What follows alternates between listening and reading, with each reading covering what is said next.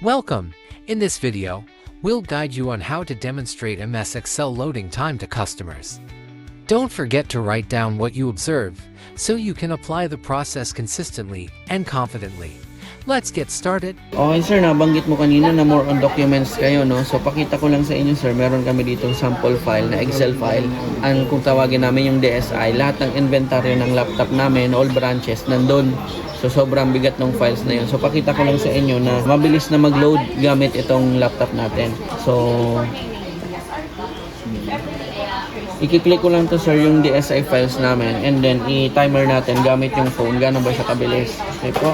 So meron tayo ditong timer sir and then open ko lang tong pinaka-file natin. So sabay lang natin siya.